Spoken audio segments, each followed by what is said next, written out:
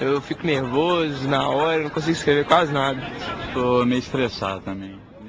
Ansiedade, nervosismo, estresse, o causador de todos esses problemas, Ana Paula, quem é?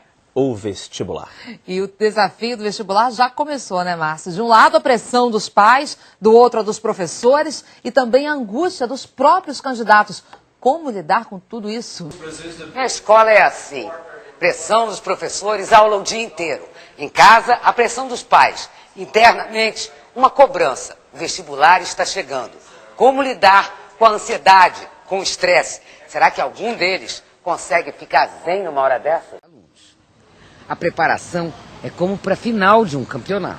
A gente tem que entrar em campo, tem que ser mesmo como um time, né? Acho que sim. Para falar sobre os desafios do vestibular, nós convidamos 3 feras no assunto. O Celso Tutia, que passou em primeiro lugar em Medicina na USP, o João Vitor Perufo, primeiro lugar em Administração na Fundação Getúlio Vargas, e também a Thaís Correia, que foi a segunda colocada na FUVEST e primeira colocada entre as mulheres na USP. Ô Celso, você estudou dia e noite para conseguir passar no vestibular? Não, eu ia pro cursinho, fazia as aulas do cursinho, depois chegava em casa, dormia a tarde inteira, aí à noite eu dava uma estudada. João Vitor, você fazia a mesma coisa? Você tinha horários para estudar? Quantas horas você estudava por dia? Eu não tinha horário para estudar, de acordo com a prova que eu tinha no dia seguinte, assim, eu dava uma olhada naquela matéria, mas a minha preocupação era sempre em aprender aquilo que eu não tinha aprendido. Se eu via que alguma coisa estava difícil ainda, que eu não tinha entendido aquela coisa, eu ia pesquisar, procurar, sempre saber. Thaís, você tinha algum ritual para estudar? Não, eu costumava comer antes de estudar. Sempre que eu ia estudar antes, eu fazia um lanchinho, assim, porque eu fico nervosa se eu não como. Não dava indigestão. Não. E eu tomava também bastante água. Você estudou meia hora antes de ir para a prova? Não, não tem como, dá muito mais nervoso se você faz isso. Na véspera eu peguei o livro de história e li tudo que eu podia. Você relaxou assim para fazer a prova? Pior, bem descompromissado, eu não peguei um assunto específico. Comecei a abrir nas páginas, virando página, pulava capítulo, olhava o que eu queria, o que eu não me lembrava, ia revisando assim.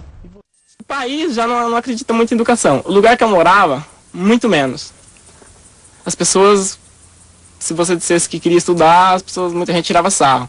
Um dia, quando teve pessoas que eu falar que queria prestar ETA, a pessoa dá risada na minha cara, entendeu? Então, o cara que tá lá em São Paulo, tem um cara que falou isso pra mim, o cara que tá lá em São Paulo, fazendo um cursinho, a vida dele estudou em colégio particular, não passa? Você que fez supletivo, você que não tem base nenhuma praticamente, nunca estudou numa grande escola, vai passar? João também nunca estudou numa grande escola, mas isso não o impediu de ser aprovado em...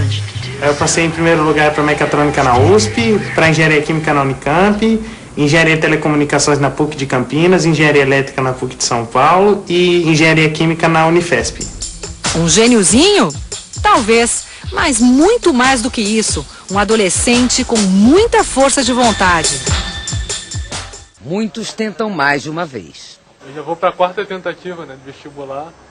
E assim, a primeira vez que eu tentei, eu cheguei lá sem noção nenhuma. Que eu tinha começado a estudar...